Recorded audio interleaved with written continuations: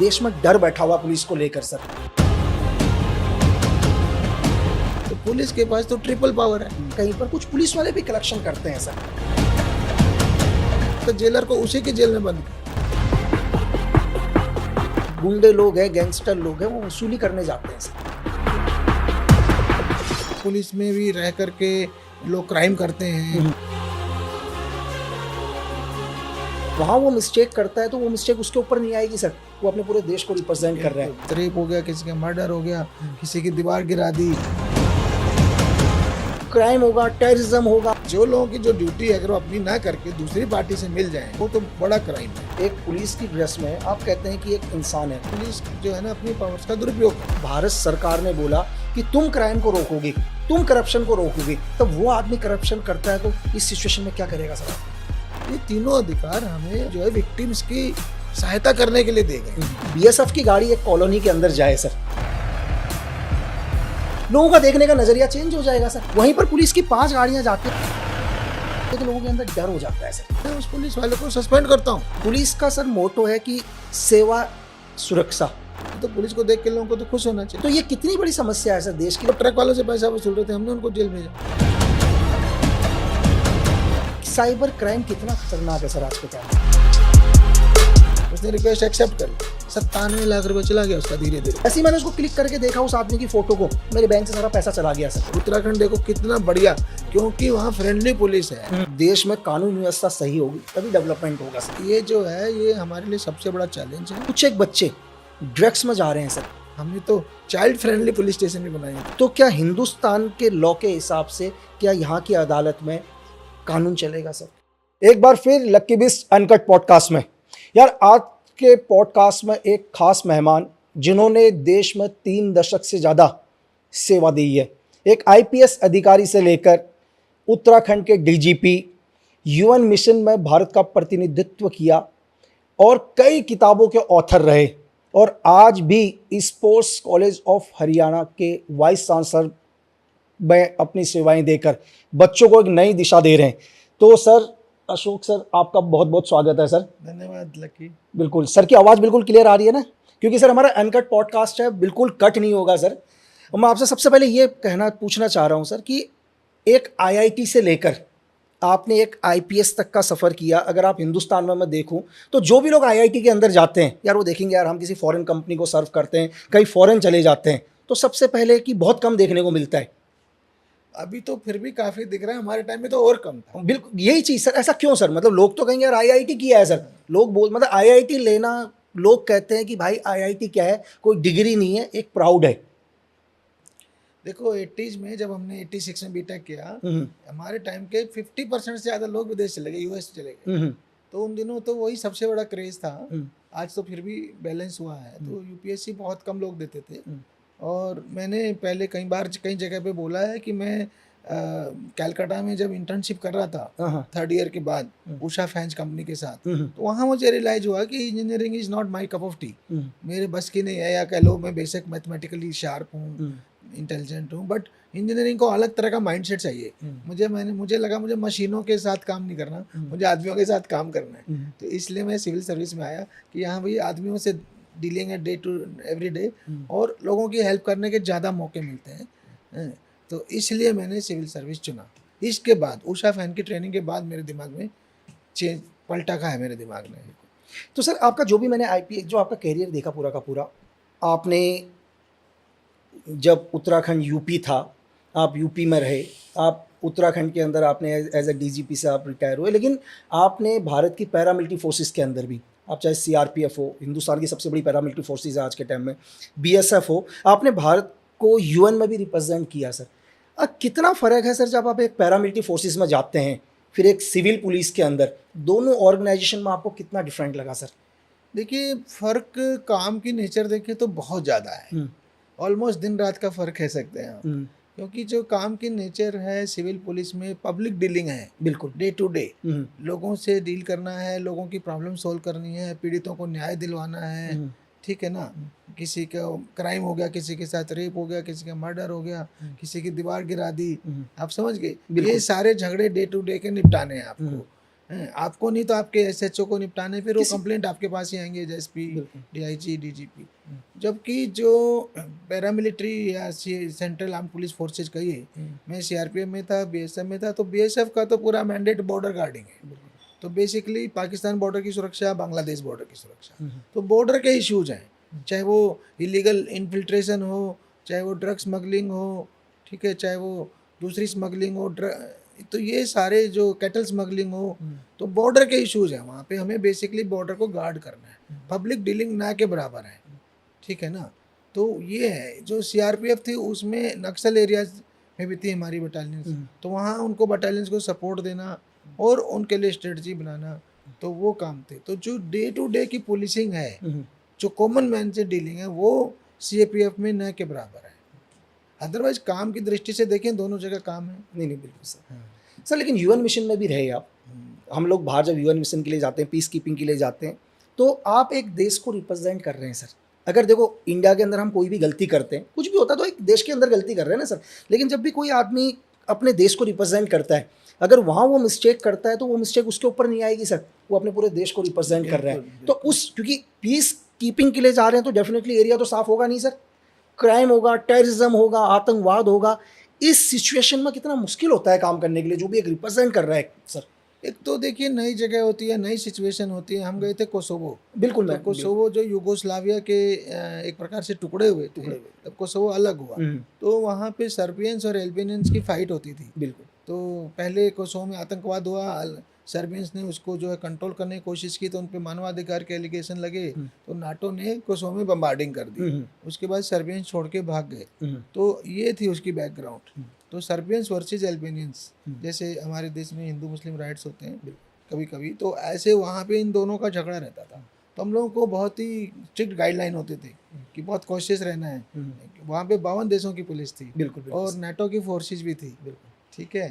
तो इन सब के बीच में एक बड़ा एक कोड ऑफ कंडक्ट होता था कि भाई आपको बिना ऊपर से क्लियरेंस ले कहीं फोर्स का यूज नहीं करना है, ठीक है।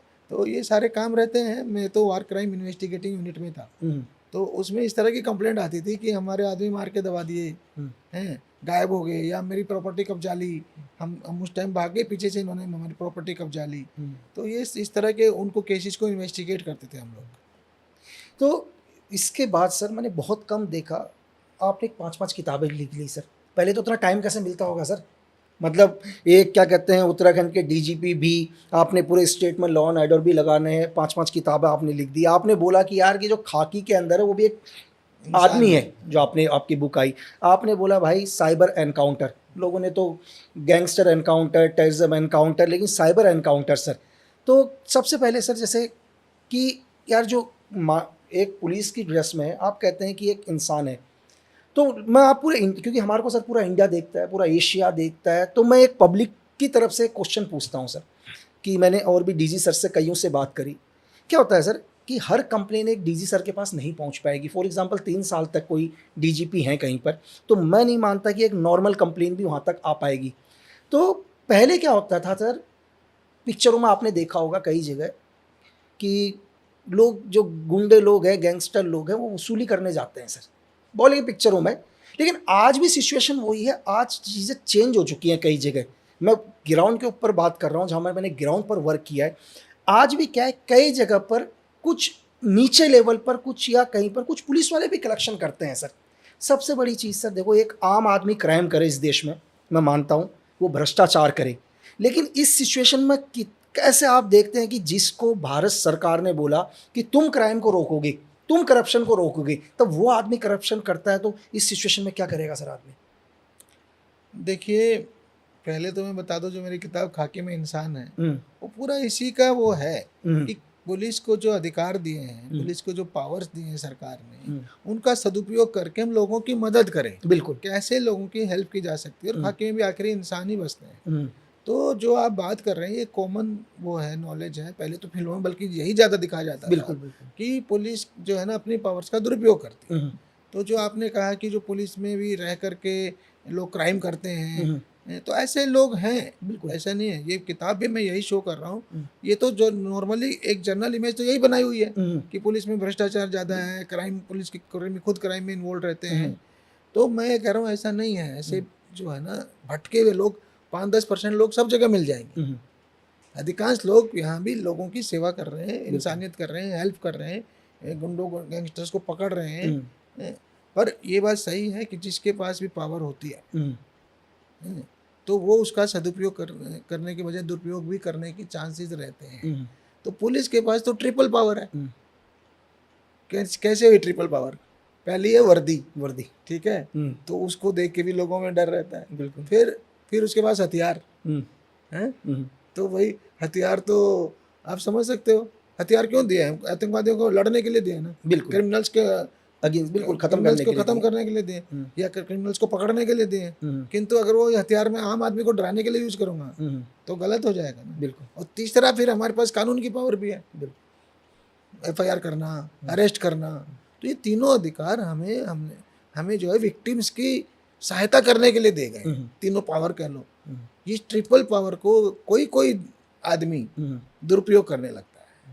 आप समझ गए? नहीं, बिल्कुल सर, क्योंकि देश ये मतलब यही, क्योंकि आपको सुनेगा, मैंने आपको बोला कि शायद एक पुलिस में एक DGP से ऊपर का कोई रैंक नहीं है सर। बिल्कुल, इससे ऊपर कोई रैंक नहीं है। जो भी आदमी मतलब हिंदुस्तान में जो IPS बनता होगा, उसका सपना है कि मैं DGP बनूं, या एक लड़का लेफ्टिनेंट बनता है, आज उसका सपना है मैं CDS बनूं सर। ठीक बात। यही दो। तो आप यहाँ से जहाँ रैंक खत्म है वहाँ आपने किया, तो आज आपको सुनेंगे लोग, और ये सच है सर, ये मैं नहीं बोल रहा हूँ, ये लोगों का क्वेश्चन है। क्योंकि मैंने कहा लोगों ने बोला अरे क्वेश्चन पूछना है सर से कि वर्दी है सर, चलो पुलिस को एक ड्रेस दे रखी है, सेम आपने पैरामिलिट्री फोर्सेस में भी किया सर, आपने BSF में भी किया। आज मैं बोलता हूँ कि एक BSF की गाड़ी एक कॉलोनी के अंदर जाए सर, एक किसी भी मोहल्ले के अंदर BSF के 5 लोग जाएं या CRPF के 5 लोग जाएं, लोगों का देखने का नजरिया चेंज हो जाएगा सर। वहीं पर पुलिस की 5 गाड़ियां जाती है तो लोगों के अंदर डर हो जाता है सर। तो मैंने कहा ना, जो 5% लोग, कुछ परसेंट लोग जो आ गए हैं हमारी यूनिफॉर्म फोर्सेज में भी, सब जगह आते हैं, पुलिस में भी कहीं ना कहीं सब जगह रहते हैं, तो वो इसको बदनाम कर रहे हैं, वो गलत कर रहे हैं। ऐसे लोग हैं, मैं मना नहीं कर रहा हूँ, पुलिस में ऐसे लोग हैं जो इन पावर्स का सदुपयोग करने के बजाय दुरुपयोग कर रहे हैं, जो करप्ट हैं, जो लोगों को डराते हैं, जो लोगों से पैसा वसूलते हैं, तो बहुत गलत है।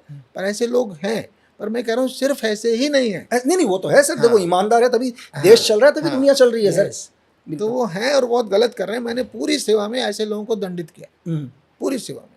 मेरी जो खाकी में इंसान किताब है, उसकी पहली कहानी यहीं से शुरू होती है। एक महिला के साथ गैंग रेप होता है, ठीक है, शाहजहाँपुर की कहानी। गैंग रेप होता है, उसके पति को जेल भेजा जाता है। उसके बाद वो अगली बार उसके पति को पुलिस से मिलकर के झूठा ड्रग्स केस में फंसा देते हैं। मैंने कहा इतना बड़ी पीड़िता, वो बेचारी कहाँ जाएगी? या तो उन्हीं गुंडों गैंगस्टर्स के सामने सरेंडर करेगी या सुसाइड करेगी, क्या करेगी?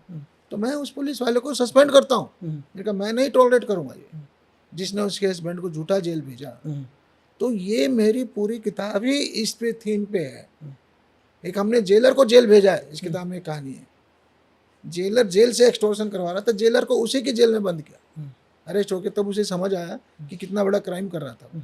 तो ऐसे लोग कर रहे हैं, वो टॉलरेबल नहीं है, किसी भी हालत में उसको टॉलरेट नहीं किया जाना चाहिए। ये मैं मैसेज दे रहा था। नहीं, बिल्कुल सर, क्योंकि देखो मैंने जैसे बोला कि जिस पर हम भरोसा करते हैं, अगर वही हमारे अगेंस्ट हो गया तो सिस्टम के लिए बहुत ही, पूरे सिस्टम पे विश्वासघात है ना, और वो बहुत गलत है।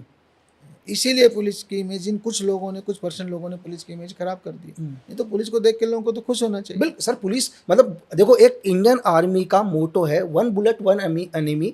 पुलिस का सर मोटो है कि सेवा सुरक्षा, है ना सर, ये मोटो है कि यार मैं सेवा। लेकिन अगर इस मोटो पर चले सर, अगर इस मोटो पर चले तो मैं कह रहा हूँ कि हिंदुस्तान का, मैं नहीं मानता कि इंडिया के अंदर क्राइम होगा सर। कोरोना में ये मोटो थोड़ा ज्यादा उभर के आया, मित्रता सेवा सुरक्षा, जो हमारा उत्तराखंड का सर, बिल्कुल। तो उससे लोगों को विश्वास बढ़ा, कोरोना के दौरान पुलिस पे विश्वास बढ़ा। किंतु फिर कहीं ना कहीं कुछ लोग वसूली के धंधे में लग जाते हैं, तो हमारी छवि खराब करते हैं। लेकिन ऐसे लोगों के साथ मैं कह रहा हूँ एक आम आदमी से ज्यादा सख्त वो होना चाहिए सर। बिल्कुल, इन पे तो 0 टॉलरेंस की पॉलिसी होनी चाहिए कि किसी भी हालत में नहीं बख्शे जाएंगे। ऐसे लोग सीधे बर्खास्त होने चाहिए। मैंने बहुत लोगों को जेल भी भेजा है, ये भी आज आपको बता दूं। मैंने बोला तो हमने जेलर को जेल भेजा। एक मैंने इलाहाबाद में ARTO को अरेस्ट किया, जो रोड ट्रैफिक वाले होते हैं ना, बिल्कुल, रोड ट्रांसपोर्ट वाले, तो वो ट्रक वालों से पैसा वसूल रहे थे, हमने उनको जेल भेजा। एक हाइडल इंस्पेक्टर पुलिस विभाग से बिजली विभाग में जो विजिलेंस बनती है ना, छापा मारने वाले, उसमें पुलिस का इंस्पेक्टर था, मैंने एक उसको अरेस्ट किया। तो जब मैं डायरेक्टर विजिलेंस था, मैंने ऐसे 50 लोगों को अरेस्ट किया, एक सरकारी वकील को जेल भेजा। तो जो लोगों की जो ड्यूटी है अगर वो अपनी ना करके दूसरी पार्टी से मिल जाएं तो वो बहुत बड़ा, वो तो बड़ा क्राइम है, किसी भी हालत में माफ़ नहीं किया जाना चाहिए और इनके खिलाफ जीरो टॉलरेंस होनी चाहिए, कड़ी से कड़ी सजा ऐसे लोगों को मिलनी चाहिए। नहीं नहीं, बिल्कुल इस बात से सर लोगों को भी बहुत अच्छा कि एक डीजीपी सर ये बात बोल रहे हैं सर, है ना, कि आपने बिल्कुल ये है कि आपने ये नहीं कहा कि यार पुलिस वाले बिल्कुल कुछ नहीं करते हैं। नहीं नहीं, सारे 5-10% लोग हैं जो पूरी फोर्स को बदनाम करते हैं, अधिकांश लोग बहुत अच्छा करते हैं। बिल्कुल सर, मतलब उन्हीं 5% के कारण देश में डर बैठा हुआ पुलिस को लेकर सर, वो छवि खराब कर रहे हैं। और दूसरा सर कि मैं रिपोर्ट्स पढ़ता हूँ इंडिया के रिपोर्ट्स के हिसाब से कि कानून कहता है कि 500 आदमियों के ऊपर एक पुलिस वाला लगभग होना चाहिए सर, लेकिन देश के अंदर क्या है सर, कई जगह पर 800 भी है, कई जगह ये आंकड़ा 1200 भी जाता है सर। तो ये कितनी बड़ी समस्या है सर देश के लिए, उन पदों को क्यों नहीं भरा जा रहा है सर, कि जहाँ देखिए हमारी एवरेज इस टाइम 150, 1 लाख पे 150 पुलिस कर्मी। बिल्कुल सर, तो करीब करीब 600 हो गया तुम्हारे 600 हिसाब बिल्कुल से, सर, है ना। हाँ, तो वो ये है कि सारे प्रदेश में नहीं हो पाता, फाइनेंसिस के इशू आ जाते हैं। जो कई कहते हैं ना भाई हमारे पास इतना पैसा नहीं है तनख्वाह देने को। जो डेवलप्ड कंट्रीज है कहीं कहीं 400 आदमी 1 लाख पॉपुलेशन में 400 पुलिस कर्मी है, बिल्कुल कहीं कहीं पर। हाँ, पर वो हमारे यहाँ नहीं हो पा रहा। तो उसके लिए वही है कि यहाँ उसका तो मतलब हो गया 250 आना चाहिए ना, बिल्कुल होना चाहिए सर। तो नहीं है, हमारे पास 600 की एवरेज है, किसी प्रदेश में 1000 की है सर। 1200 का भी रेट जा रहा है, बिहार में कई जगह 1200 का भी जा रहा है। लेकिन सर इतना हिंदुस्तान एक इतना बड़ा लोकतंत्र देश दुनिया का, आदमी टैक्स दे रहा है सर, चीज़ें दे रहा है, और बेरोजगारी बढ़ रही है सर। देश के अंदर बेरोजगारी की बहुत समस्या। अगर आज आप देखो सर कि देश के अंदर, देश में एक ही मुद्दा चल रहा है, बेरोजगारी। देखो एक बच्चा है वो पढ़ाई कर रहा है सर, पढ़ाई करने के बाद आप उसको रोजगार दे दो, नहीं वो बात सही है। हाँ, जरूरत तो है बिल्कुल, किंतु स्टेट्स की फाइनेंशियल हालत अच्छी नहीं है। और ट्रेजेडी क्या है आप फिर समझो, ट्रेजेडी प्रायोरिटी की है। मैं क्लियरली बताऊं, प्रायोरिटी होनी चाहिए ना। एक मान लिया एक राज्य सरकार को अपना बजट मैनेज करना है, बिल्कुल ठीक है, बजट लिमिटेड है, 100 रुपया है। अब 100 रुपये में से उसे देखना है वो हेल्थ पे कितना, शिक्षा पे कितना, पुलिस पे कितना। तो पुलिस को लोग खर्चा मानते हैं वहाँ, इसलिए पुलिस को देते ही नहीं है। क्या समझे, वो उधर वाले, जबकि उसमें कहाँ पे करप्शन में उड़ेगा ये पता नहीं क्या बात है।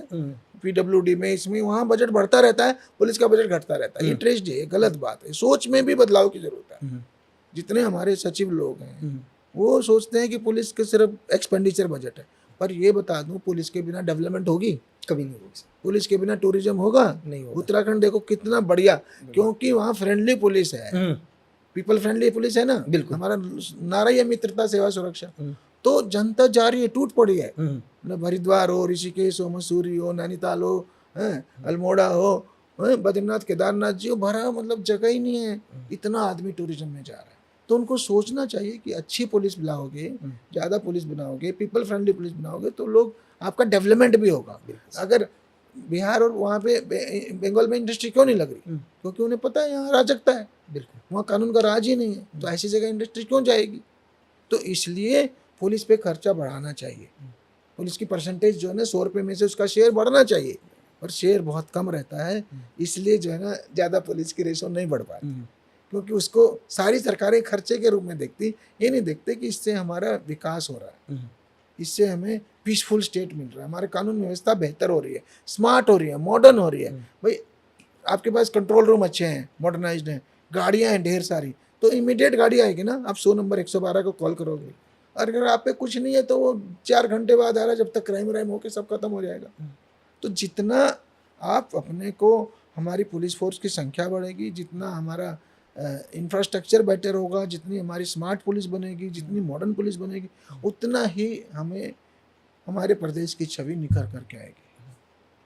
तो सर ये तो सरकार, देखिए सरकार में जितने भी बड़े बैठे हैं ऊपर, इन चीज़ पर तो उनका ध्यान जाना चाहिए सर, क्योंकि अगर देश में कानून व्यवस्था सही होगी तभी डेवलपमेंट होगा सर दुनिया में। मैंने बताया ना, कुछ लोग इस बात को समझते हैं तो हाँ अच्छा होता है। तेलंगाना ने सबसे पहले मॉडर्नाइजेशन पे फोकस किया था, पुलिस को गाड़ियाँ दी, उससे बेहतर हुआ। कई लोग साइबर क्राइम पे बहुत तेज़ी से बहुत अच्छा करते हैं, केरला पुलिस ने बहुत अच्छा किया तो वहाँ बेटर हो रहा है। तो ऐसे ही ये तो प्रायोरिटीज की बात है। तो जो जिनकी सोच सही है, जिन राज्य सरकारों की, सरकार में सभी कोई, बिल्कुल भी उनके मुख्यमंत्री भी, उनका मंत्रिमंडल भी और उनके सचिवालय भी, हम्म, सब लोग मिल करके ये सोचें कि हमें अपने प्रदेश को, अपने लोगों को अच्छी पुलिस व्यवस्था देनी है, हम्म, अच्छी कानून व्यवस्था देनी है, अच्छा माहौल पैदा करना है, और वो हमारे प्रदेश की छवि निखारने के काम आएगा, हम्म, तो सर्टेनली सब होगा।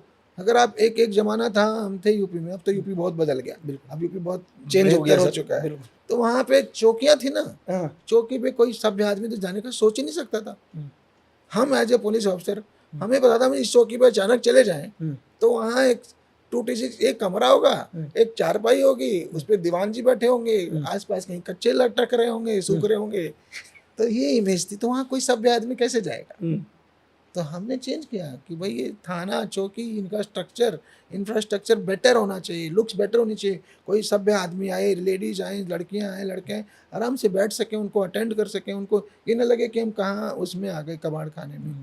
तो उसकी उसकी लुक से फ़र्क पड़ता है, और वहाँ की फैसिलिटीज़ अच्छी होनी चाहिए। हमने तो चाइल्ड फ्रेंडली पुलिस स्टेशन भी बनाए उत्तराखंड में। जी सर आज साइबर क्राइम बढ़ रहा है सर, क्योंकि दुनिया चेंज हो रही है, वॉर का तरीका चेंज हो रहा है, क्राइम का तरीका चेंज हो रहा है, एंटी एलिमेंट्स, लोगों की सोच चेंज हो गई सर। साइबर क्राइम कितना खतरनाक है सर आज के टाइम में, और आपने तो किताब लिखी है साइबर एनकाउंटर सर। मैंने तो, मुझे ये इतना खतरनाक लगा कि इसलिए मैंने पूरी किताब इस पे लिख डाली, साइबर एनकाउंटर्स। तो कहानी ये है कि जितना बाकी सारा क्राइम है ना मिलके, हाँ हाँ सॉरी, कोई नहीं, कोई नहीं, इट्स ओके। हाँ, ये साइबर क्राइम उससे आगे निकल रहा है। पूरे देश का, मैं 2000 मुझे 21-22 का डाटा याद है, 14-15 लाख साइबर क्राइम था, पूरे कंप्लेंट्स रजिस्टर्ड क्राइम नहीं है ये, एफआईआर में कन्वर्ट नहीं होता। कंप्लेंट्स 15 लाख, जो बढ़ करके शायद 20-22 लाख हो चुकी। इतना आईपीसी क्राइम भी नहीं टोटल पूरे देश का। तो आप सोचिए, तो इसका मतलब ये जो है, ये हमारे लिए सबसे बड़ा चैलेंज है। और इसमें जो झटका भी लग रहा ना, हजारों हजार करोड़ में जो फ्रॉड हो रहा है एक साल में, वो हजारों हजार करोड़ में, और बहुत सारे क्रिमिनल विदेश के लगे हुए हैं। हमने गैंग पकड़ा था, उसमें पूरे क्रिमिनल चाइनीज थे। तो इसलिए ये बहुत बड़ा चैलेंज है पूरे देश के लिए। और इसके लिए खाली पुलिस ही नहीं, पुलिस पब्लिक को अवेयर होना पड़ेगा, बैंकिंग सिस्टम को टाइट करना पड़ेगा। उनको क्यों नहीं पता चल जा रहा अपने सिस्टम में, पैसा डाला अभी निकाल लिया, तो ऐसे खाते क्यों वो ऑपरेट होने देते हैं। इसी तरह टेलीकॉम सेक्टर को टाइट करना पड़ेगा। जो टेलीकॉम है, वो एक क्रिमिनल पे 300 सिम मिलते हैं, कहाँ से आ गए? आपकी पॉलिसी में तो 1 2 3 मैक्सिमम है, इतने सिम कहाँ से आ गए? सर देखो, किसी भी आदमी की अपनी मतलब पैसा बहुत इंपॉर्टेंट है आदमी को जीने के लिए सर। एक आदमी अपने जीवन भर नौकरी करता है, अपना कुछ फंड रखता है, एक मोबाइल पर एक मैसेज आता है छोटा सा, कुछ भी XYZ कि यार आप इस आदमी को पहचानते हो। अब सर मेरे को भी आएगा तो मैं एक बार देख ही लूंगा यार कौन है आदमी करके। एक फ़ोटो आई मेरे पास और मुझे किसी ने लिख के भेज दिया, लक्की भाई आप इसे जानते हो क्या? मैं इसे टक करके, जैसे ही मैंने उसको क्लिक करके देखा उस आदमी की फ़ोटो को, मेरे बैंक से सारा पैसा चला गया सर। अब मेरे जीवन भर की कमाई चली गई। आप एक चीज़ बताओ सर, पुलिस अपना काम कर रही है सब, लेकिन मेरा पैसा नहीं आएगा तो मैं उस सिचुएशन में क्या करूँगा जीवन में सर? ये भैया पूरे मोबाइल हैंग हो जा रहे हैं, ख़त्म हो जा रहे हैं, हैक हो जा रहे हैं, आपका व्हाट्सएप, तो आप तो पंगु हो जाते हो।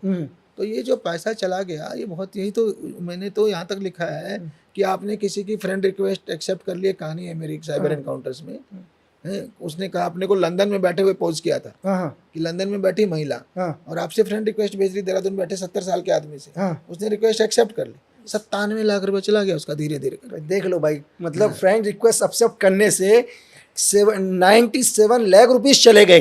हाँ, और एक पिथौरागढ़ में बैठे हमारे रिटायर्ड LIC के कर्मचारी थे, मिडिल रैंक के अधिकारी थे, उन्होंने एक अननोन वीडियो कॉल उठा ली। अच्छा, उससे उनका फोटो जो है न्यूड थी दूसरी तरफ, तो फोटो क्लिक हो गया, बस उस स्क्रीनशॉट से ब्लैकमेल करती रही उसको। बंदा ही था, क्रिमिनल तक थी, तो लेडी थोड़ी, बिल्कुल बिल्कुल। 45 लाख रुपए चला गया। जब उस पर एक पैसा नहीं बचा, तब उसने मुझे अप्रोच किया, तब हम पकड़ के लाए, मेवात साइड से क्रिमिनल निकला।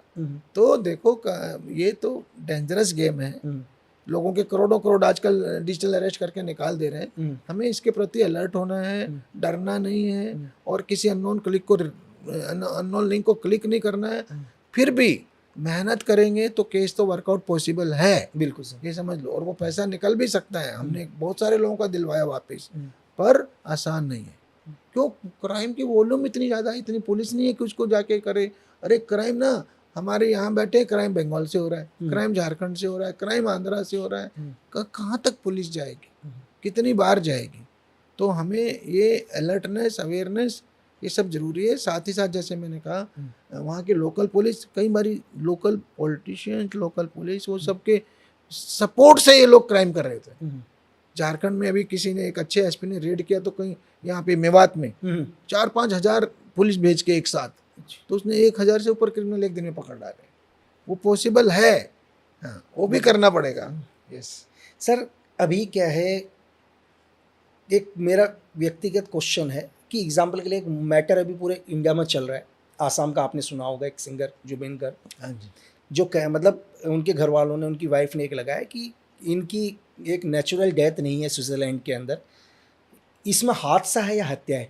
एक सवाल है सर, सपोज करो कि क्राइम तो स्विट्ज़रलैंड की धरती में हुआ है, एग्जाम्पल के लिए, जो आदमी चाहे उसको हम नेचुरल डेथ बोले या जो भी इन्वेस्टिगेशन में आगे निकलेगा, या साजिश है या हत्या है, क्या उस सिचुएशन में हिंदुस्तान के ऊपर कानून चल सकता है सर? क्योंकि क्राइम स्विट्ज़रलैंड की धरती में हुआ है, आदमी स्विट्ज़रलैंड की धरती में मरा है। क्या अगर मैं यहाँ एक एफआईआर दर्ज करता हूँ इंडिया के अंदर, तो क्या हिंदुस्तान के लॉ के हिसाब से क्या यहाँ की अदालत में कानून चलेगा सर? ये बहुत लोगों का क्वेश्चन है सर। ये ना, इसमें कई सारे इश्यूज इन्वॉल्व हैं।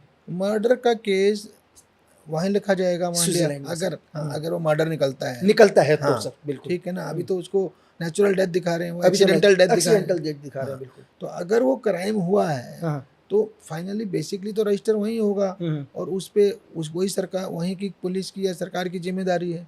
पर कभी कभी क्या होता है कि अगर ये चीजें सिद्ध हो जाए, मैं इस पर्टिकुलर केस की बात नहीं कर रहा, मतलब कोई भी एक हम जोड़ के देख रहे हैं कि इस टाइप के केसेस, हाँ बिल्कुल। मान लिया सोनम वाला देखिए आप, सोनम रघुवंशी, तो मान लिया क्राइम मेघालय में रजिस्टर हुआ, ठीक है, पर अगर हम ये सिद्ध कर देते कि यहाँ से उसको बुला के जो ले गए, मान लिया किसी को बुला के ले जाए दोस्त और जाके ले जाके मर्डर करवा दे, तो जहाँ से बुला के ले वहां से क्राइम की शुरुआत हो गई। हाँ, मतलब सर का कहने का मतलब है साजिश। हाँ, साजिश तो अगर वो साजिश है, अगर वो शुरुआती दौर में शुरू हो गई वो षड्यंत्र, उसका साजिश, तो फिर क्राइम वहां से शुरू हो जाता है। बिल्कुल, मतलब सर का कहने का मतलब है कि क्राइम, क्योंकि 120 भी प्लानिंग तो यहाँ से हुई है सर, कि क्राइम की प्लानिंग तो हमारी धरती से हुई है, तो क्राइम वहां से भी पॉसिबल है, पर वो लिंक करना पड़ेगा, और उस क्राइम से कुछ उसका एक स्टेप यहाँ पे ले लिया गया हो, तब वो यहाँ एफआईआर पॉसिबल है। आप समझ गए? मैं बिल्कुल समझ गया सर। हाँ। बिल्कुल, क्योंकि मतलब बहुत लोगों के लिए क्वेश्चन था, हजारों मेल आ गए सर, क्योंकि दो चीज़ें चर्चा चल रही है। बड़े बड़े एक्सपर्ट ने बोल दिया कि भाई क्राइम स्विट्जरलैंड में हुआ है तो केस इंडिया में कैसे चलेगा, केस भी स्विट्जरलैंड में चलेगा। तो सर ने एक बहुत अच्छी चीज़ बताई कि भाई दुनिया में प्लानिंग तो हुई होगी, हमने बातचीत तो करी होगी इस क्राइम के बारे में, कहीं ना कहीं बैठकर बातचीत करी होगी, साजिश साबित हो जाए, होती है, और तो साजिद के सूत्रधार यहीं से शुरुआत हो रखी हो, तब पॉसिबल है। सर ये चीज़ बहुत हो गया। मैंने आपको बहुत सारे कल्चरल प्रोग्राम में देखा सर, कब मतलब अलग अलग कॉलेजेस के अंदर भी क्राइम के इवेंट्स होते हैं, उन पर भी मैंने तो सिंगिंग करते हुए भी देखा सर। नहीं, तो मैं बिल्कुल ही वैसे वाली है, मतलब देखा। और अभी मैंने आपको देखा सर, बिल्कुल जैसे हमारे बॉलीवुड में कहते हैं अक्षय कुमार सर भी सुबह अर्ली मॉर्निंग उठ जाके बिल्कुल एक्सरसाइज करते हैं, तो बिल्कुल एक्सरसाइज करते हुए चीज़ है। और मतलब कि हिंदुस्तान में मतलब लोग कहते हैं यार कि काम ही नहीं है। मैंने कहा कि सर ने आईआईटी करके आईपीएस बनकर डीजीपी बनकर अभी वाइस चांसलर बैठे हैं सर। तो मेरे को काम अच्छा लगता है। अगर आप मेरी स्टेटस देखोगे, मैं लिखता हूँ my work is my hobby, तो मुझे काम करने में मजा आता है, बल्कि खाली बैठ के लगता है कि फिर यहाँ के बाद क्या करेंगे, तो मैं कुछ ना कुछ करता रहूँगा। तो अब इन बच्चों के साथ कैसा लग रहा है सर? बहुत अच्छा लग रहा है, बच्चों को खेलते खिलाते, किसी को खिलाड़ी बना रहे हैं, किसी को कोच बना रहे हैं, किसी को स्पोर्ट्स एकेडमिशियन बना रहे हैं, तो स्पोर्ट्स में बच्चों के कैरियर बना रहे हैं। अगर हम स्पोर्ट्स के ऊपर ही आते हैं सर, दुनिया का सबसे बड़े देशों में एक, कि अब मेडल्स आने शुरू हुए सर। अगर आपने देखा हो ओलंपिक्स में, कॉमनवेल्थ में, अब जाके मेडल आ रहे हैं सर, अब जाके लोग अलग अलग गेमों के अंदर मतलब मेडल्स ला रहे हैं। तो कुछ एक सालों में ही ऐसा बदलाव क्यों हुआ सर, जबकि 1947 से हम तो, देखिए ये तो सोच है, और इस सोच को एक्चुअल में हरियाणा ने लीड किया है। अब धीरे धीरे बाकी प्रदेशों में जा रहा है। अभी मणिपुर, झारखंड, उत्तराखंड में भी, उड़ीसा, बिहार भी टेकअप कर रहा है, ठीक है। तो ये है कि भाई इसके थ्रू भी आपको जॉब भी मिल सकते हैं। हरियाणा में इस तरह से शुरू हुआ था कि भाई पढ़ाई के थ्रू नौकरी मिलती है ना, बिल्कुल, तो खेलों के थ्रू भी मिल सकती है। तो लोगों को लगा कि भाई आप अच्छा खेलो या तो डीएसपी भी बन सकते हो, तो वो एक बहुत अच्छा उनके लिए इंसेंटिव बन गया। दूसरी बात, ओलंपिक मेडल लाओ, कई करोड़ 5-6 करोड़ रुपया मिलेगा, वो भी एक बड़ा इंसेंटिव है। तो ये जो स्कीम्स हैं इससे फर्क पड़ा, अदरवाइज स्पोर्ट्स से बढ़िया कुछ नहीं है। आपकी हेल्थ भी बन रही है, आप हमारे युवा पीढ़ी पॉजिटिव चीज़ों में जा रही है, देश को विकसित करने में लगी है, देश की इज्जत बढ़ाने में लगी है। नहीं तो क्या है, ड्रग्स में जा रहे हैं बच्चे। तो उससे निकाल करके हम स्पोर्ट्स में डालेंगे तो स्पोर्ट्समैन जो है ना ओवरऑल एक अच्छा इंसान होता है, क्योंकि उसे मेहनत की भी वैल्यू पता है, हार्ड वर्क की, स्मार्ट वर्क की, डिसिप्लिन की, टाइम मैनेजमेंट की, स्ट्रेस मैनेजमेंट, उसे लाइफ की सब स्किल्स आती हैं। उसको हर चीज़ का अच्छे से आइडिया है कि क्या जो है लाइफ में कैसे सक्सेस अचीव की जा सकती है। अगर आपने एक ओलंपिक मेडल जीता तो आप समझो पीएचडी से ज़्यादा है, बड़ी बात है वो, क्योंकि नहीं हो सकता। उसके लिए आपको A to Z अपना फिजिकल, अपना मेंटल, साइकोलॉजिकल स्किल, हर चीज़ में टॉप करना, वर्ल्ड का नंबर 1 होना है। ये तो हाँ, तो वो एक बड़ी बात है। जो हमारा कंट्री जो है गलती कर रहा है, जो मैंने कई मंच पे बोला है कि हम लोग सोचते हैं कि ये 5-6 गेम है बस, इसी में मेडल ला सकते हैं। बॉक्सिंग, कुश्ती, कबड्डी, बैडमिंटन, ठीक है, आजकल शूटिंग, आर्चरी, भाई 5-6 क्यों है? ओलंपिक में तो 30 से ऊपर गेम्स हैं, 30, 32, 35। ओलंपिक में कुल 1000 मेडल की लड़ाई होती है। हम 50 मेडल की लड़ाई के लिए लड़ रहे हैं, 50 के लिए लड़ रहे हैं, 5-6 आ जाते हैं, 5-6, 7। हम 1000 के लिए लड़ें, हम स्विमिंग में तैयारी करें, हम एथलेटिक्स में तैयारी करें, जहाँ एक स्विमिंग में 50 से ऊपर मेडल है, बताइए आपको। एथलेटिक्स में 100 के करीब मेडल्स हैं। तो सबके लिए तैयारी करें तो 1000 के लिए करेंगे तो 100 आएंगे ना। अमेरिका, चाइना, उनके कैसे आ रहे हैं 100 मेडल, हमारे भी 100 आ सकते हैं।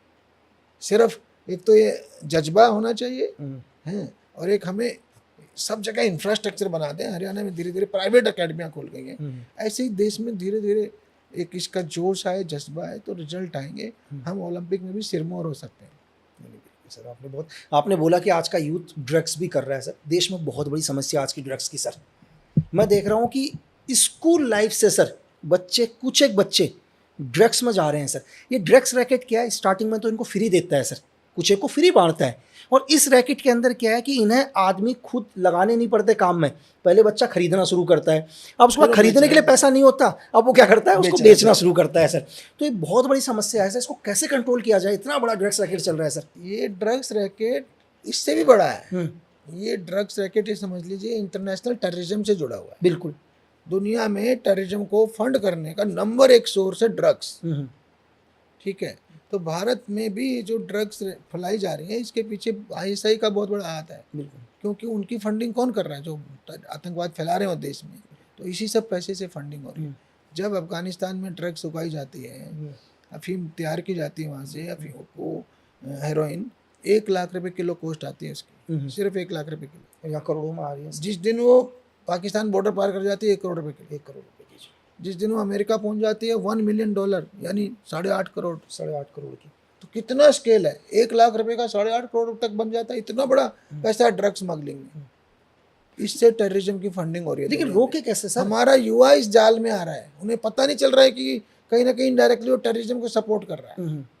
ये जो ड्रग माफिया है, लोगों को शुरू में फ्री खिला के, जाल में फंसा के, फिर ड्रग एडिक्ट बना देता है, फिर वो बेचने में लग जाते हैं। सर मैं ऐसे लोगों से मिला हूँ जिन्होंने 2-2 करोड़ की ड्रग्स खत्म अपना पूरा परिवार खत्म कर चुके हैं सर।